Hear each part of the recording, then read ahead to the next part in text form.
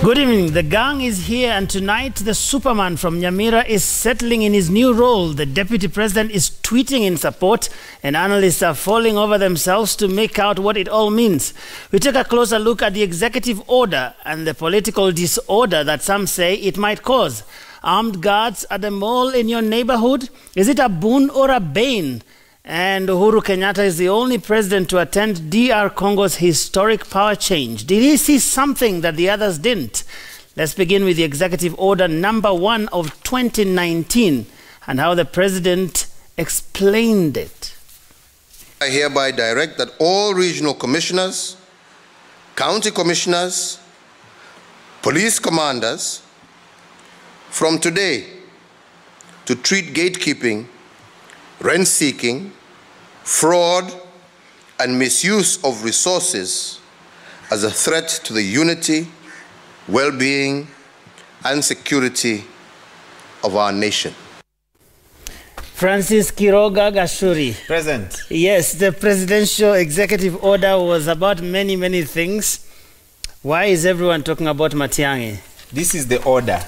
Yes. I'm sure many people are talking about something that probably they have not seen. This is yes, the document. 14 pages in all. 14 pages in all. But where everybody is focusing on is on the schedule. Yes. And the National Development Implementation and Communication Cabinet Committee that will be chaired by Dr. Fred Matiang'i. Now, Minister, the Cabinet Secretary in charge of Interior Affairs, very many people talk about Interior Affairs, but there's an aspect they always forget, and coordination of national government. That is probably where that sits with this executive order. Purely a constitutional issue, the president has powers to do so. I mean, to reorganize his cabinet, assign duties in the cabinet, and so on and so forth. So legally he's spot on. But the politics of it is what is bringing disorder in that order. And the politics of whether Matiang'i becomes the super minister, the chief minister, but he's been given a big job, minister. Isn't he? Yes, he has been given a big job. I mean, when you look at some of the functions of this committee that he'll be chairing, is to provide supervisory leadership throughout the delivery cycle of all national government programs and projects. Then he will receive and deliberate on reports from the National Development Implementation Technical Committee that will be chaired by his PS, Dr. Karanja Kibicho. Then he's also expected to provide timely guidance on appropriate measures to address challenges constraining effective implementation and delivery of national government and development programs and projects. There's also another function that he has to play, that of ensuring that all money allocated to these projects is utilized prudently and efficiently. Who are the members of this committee? All cabinet secretaries, the Attorney General, Head of Public Service. Now, some say he will be like a prefect, like the head boy in the cabinet. Maybe he will be, because if all these cabinet secretaries will be sitting in that committee that he will be chairing, then it means this kind of disorganized launch of development projects and supervision that previously existed maybe will now be more streamlined. On that account, probably he has more powers. But would you say it's more added function to his function as a cabinet secretary? I don't think so, because that which he has been asked to do is well within that the very definition of the ministry that he has been in charge of: Interior Affairs and coordination of national government. Interior Affairs, coordination of national government, and coordinating development in the whole country. Kai. You know, I would tell you, Joe and Francis, if you are the authors of that document, Acheni Kingereza,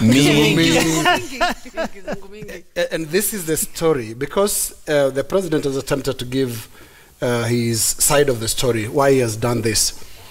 My own take is every administration since independence has had what we can call an enforcer in chief, somebody who actually owns state power, sort of it's personified in him. And it happens to be Fred Matiang'i right now through this particular document. I'll go back in history. In the era of President Jomo Kenyatta, there was Mbiu Koinange. He didn't have to do an executive order, but everybody knew that is the power man. In Daniel Arap Moi's government, that's the second president of the Republic of Kenya, there was Nicholas Biwott. And then there were others that were an official. You don't need to release anything written. But you heard of Joshua Kule, and you knew that is political power. In Mwai Kibaki's government, we had the enforcer-in-chief in the form and name of Francis Mudaura. And then after that, there was Francis Kimemia. There was something about the Francises. Yeah, Francises are special people, you know? Yes. Oh, and then there's Francis. They're not enforcing anything. Francis Gashuri. Enforcing the gang. That is how it has worked. Because the president needs someone they trust who will then, through him, exercise political power. Now, a lot of interpretations are being given out here. What is Fred Matiang'i's new position? Let's cut the whole story short. He's basically the second most powerful person after President Kenyatta. Simple and straight. When you have a minister in charge of other ministers, what are you talking about? Look at the title of this role: National Development Implementation and Communication Committee. Communication Committee. Communication actually takes away whatever gap may have been left out there, so that no one can come and say, no, I'm doing the communication for the National Development Implementation. No, so it's all resident in him. If you look at Fred Matiang'i's new role, it's exactly the unscripted role that the likes of Ezekiah Oyugi, who was the chief secretary in President Moi's government, was. What Kareithi was for Jomo Kenyatta, and what even Simon Nyachae was for President Moi. So these are the power men. This is a very, very powerful role. The difference is this one is scripted. You refer to the Executive Order number 1 of 2019. Jamila. Yes. Why are we very excited about the executive order? Some people might ask, was the president really under any obligation to issue an executive order, or he could quietly just have done this in a cabinet meeting and say, Bwana Matiang'i, kuanzia leo utasaidia na hii na hii na hii? You know, an executive order in itself is an instrument of communication, a directive, if you must say. It's like putting a rubber stamp on a letterhead for the president to use an executive order to make this announcement. But for me, I'm looking at it a bit differently. I look at it in terms of the president looking and thinking, I have 3 more years in power, and maybe my 4 agendas are not moving in the pace that I would like it to move. Maybe he's realizing like mixing politics and developments may not work for him. Remember the 4 items on his agenda: affordable housing, universal healthcare, food security, and manufacturing. As it stands, the only one that is on the ground around rolling is the one on universal healthcare. The one on affordable housing, there are a lot of oppositions about it. Manufacturing has barely kicked off. There are issues with the food security. And I think the president is looking like, I need to find someone who will be able to jumpstart these projects and get them moving. And I think maybe he's realizing maybe my deputy is a bit busy with the politics and may not be able to deliver this. That's why he's gotten Matiang'i to be able to do this. Remember, he's already proven himself in different capacities as Mr. Fixit, the president's Mr. Fixit. That's what he's been called in the past few days. I think for him, that's what he's thinking. I need someone who will get things rolling. My time is almost over, and I need to be seen to have done something, especially now with the 4 agendas. And the executive order is something that a lot of people use. I think President Kibaki used it a little bit. President Kenyatta has also used it. As a matter of fact, in the US, it is also very common. I was actually reading somewhere that some of the most innovative presidents in the US exercised a lot of their powers using this. Franklin Roosevelt issued 3,728 executive orders, which means 290 executive orders per year throughout his term. Woodrow Wilson, 1,800 executive orders.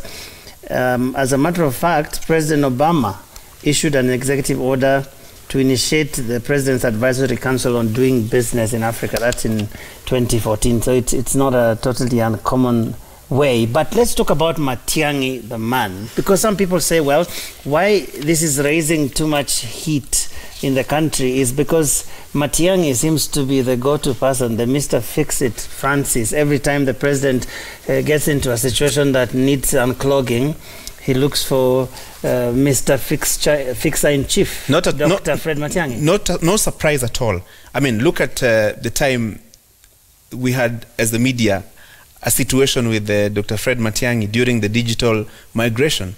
I mean, that was his real test, because here was a deadline and it had to be implemented. I mean, and he stood his ground, and despite all the noise that we made and he said going back to analog is not on the table. Yeah, and it had to be implemented. Then there was the case, national examination situation. There was a lot of leakage and exam stealing and so on and so forth. He seemed to come in and streamline that situation. Then you remember a series of road accidents, the main one being the Fort Tenan, and everybody was asking, where is the minister in charge of transport? Because it seemed like Matiang'i had taken over the Ministry of Transport.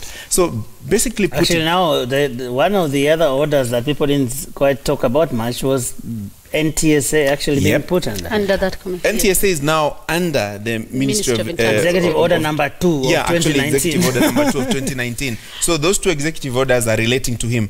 But put it this way, maybe his character, his way of doing things has earned him that tag of Mr. Fixit.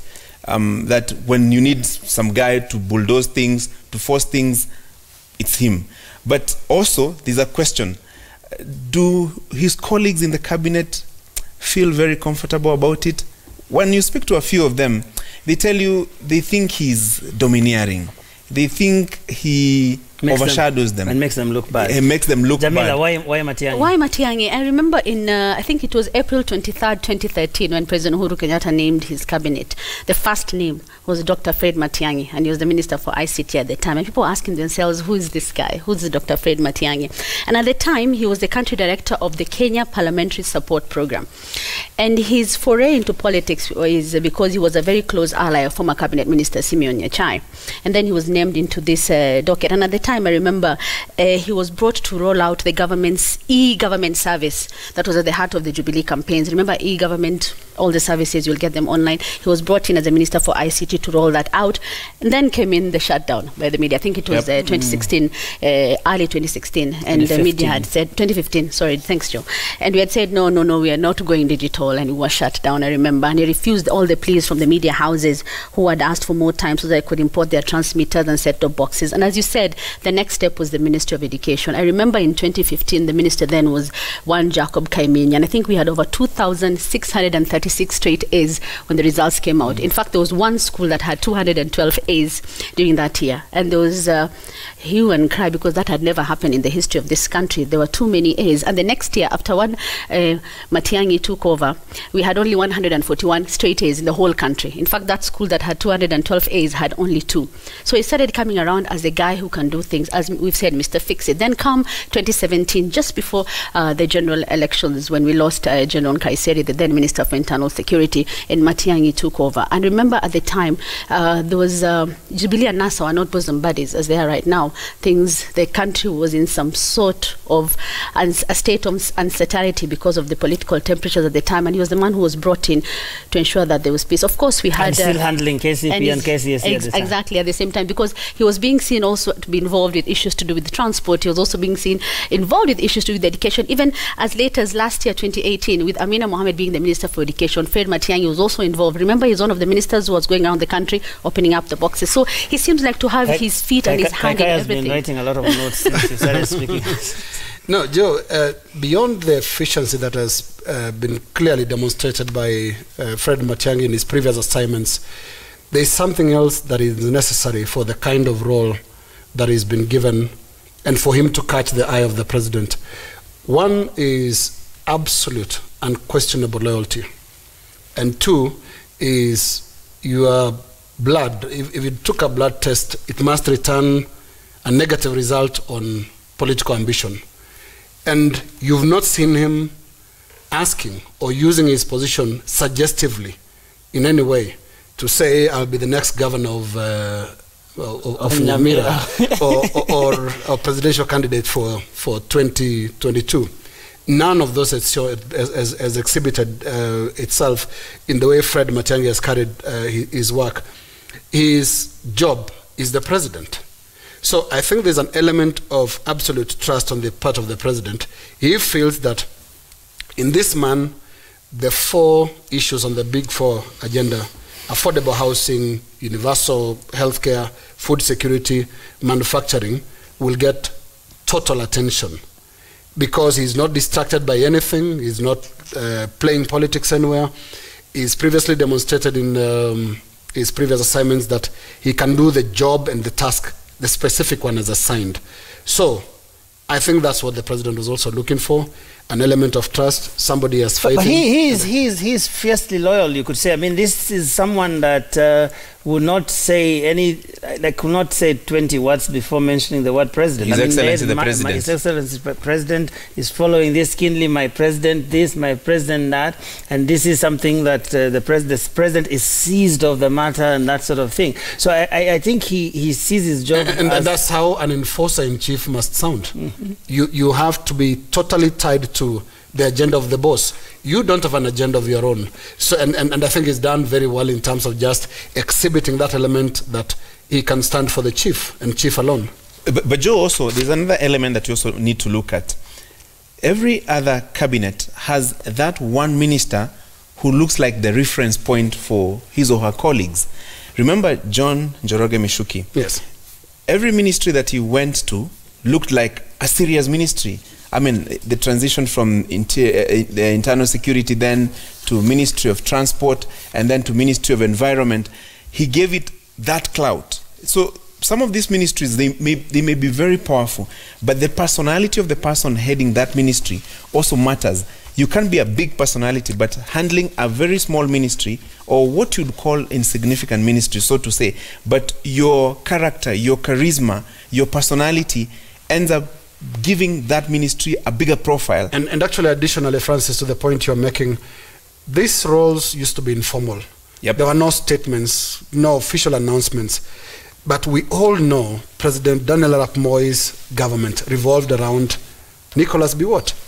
You had situations where the Treasury Minister in charge of Finance, George Saitoti, would go to where Nicholas Biwott was, Ministry of Energy.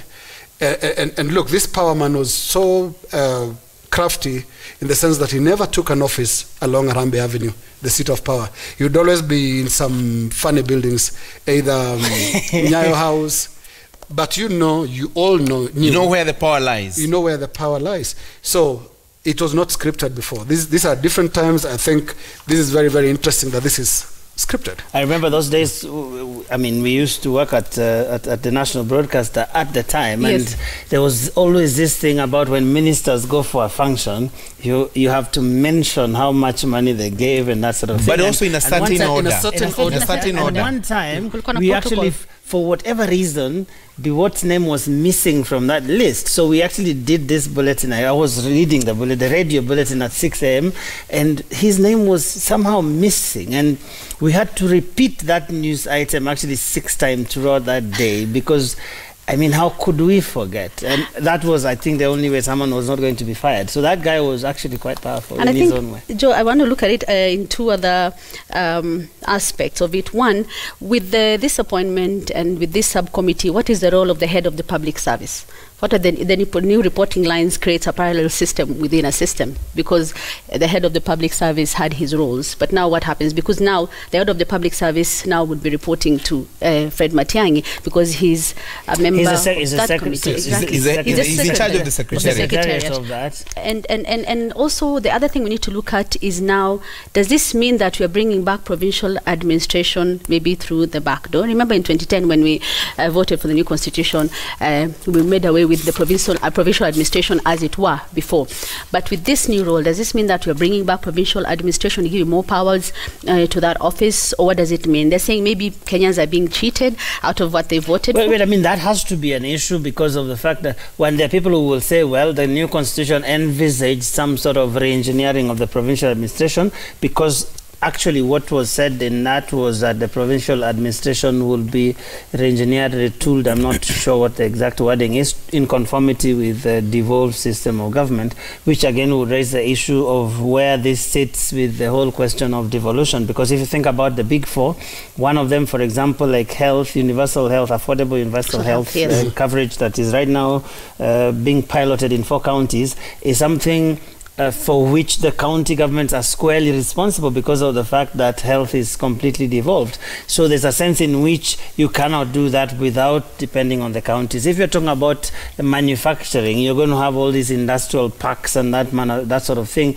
in those counties. So it means you still have to deal with county governments. So I think right now there's a little bit of peace and quiet because of the camaraderie that exists between Raila and Uhuru because of the handshake. But I can promise you that if it were like a year or so ago, we right now would have had very many press conferences. It would have been castigated as an attempt to kill devolution and that sort of thing. And I think that conversation is just in some kind of pause mode. It's going to erupt at a certain point. Talking about pause Joe, mode. the other thing that I think will be very, very interesting to watch is just the cabinet, how it proceed from here, because here is a situation that is very odd. They were appointed and their line of reporting is directly to the president. They report to the president. But now here there is a senior colleague to whom they must actually report on issues, development and implementation of the same projects. So it will be very, very interesting to watch how the cabinet proceeds from here. And again, I'm always tempted to draw comparisons between the old days and now. This is the second cabinet, actually the first cabinet constituted under the current constitution, where they are picked from, they're technocrats. So basically they have no other constituency, no other source of power except the appointment by the president. And the president now says, okay, while you report to me, but there is also your senior colleague you'll have to work with. It puts them in a very awkward situation. I would like to see, I'd like to be a fly on the wall during the next cabinet meeting, just to see especially the body language of cabinet colleagues of Fred Matiang'i. This deals with the question of, are all cabinet secretaries equal? The answer definitely is no. They aren't equal. They've never been. So I mean, they haven't been, and the clearest demonstration is this, that they are not equal. But functionally, they still have responsibilities to the appointing authority, i.e. the president. Now, to step back on this question of provincial administration, remember the national government must have ears and eyes on the ground at all times in terms of implementation of projects, matters of security, intelligence gathering, and so on and so forth. So there was probably a need to streamline the operations of this provincial administration. It never went away per se, even though we have devolution. And while there's a possibility of some friction between county commissioners and county governors, I remember when the county commissioners and the regional coordinators and police commanders went to Mombasa, and it was not a coincidence that they were all in Mombasa when this executive order was made. Yes. There was a specific reason, and most likely they had gone there to get a briefing exactly on the expectations of the appointing authority on what should be their functions right there and what is expected of them. So remember earlier, civil servants had a clear line in terms of, if you're a Ministry of Agriculture official, you had a clear reporting line to the Ministry of Agriculture. Now you're being told at your local level, the county commissioner is more or less like your boss, because this person has to file weekly reports to the regional coordinators, who will in return file and submit weekly reports to the implementation technical committee chaired by Dr. Karanja Kibicho, and that committee also has to brief the national committee chaired by Dr. Fred Matiang'i. So it's like the government will be aware on a daily basis what is happening in terms of all round in terms of functions of the national government, and to some great extent also ensuring that the money allocated to those county governments is not lost. Remember that soundbite by President Uhuru Kenyatta, that you must make sure that this money is protected. Protect it as if it was your own. And so, Francis, I'm sure you want to move us to a different direction. Yes. Before Francis moves us to a different direction, Joe, I need to say one thing. No, we actually need to move on. Yes, talking about that different direction.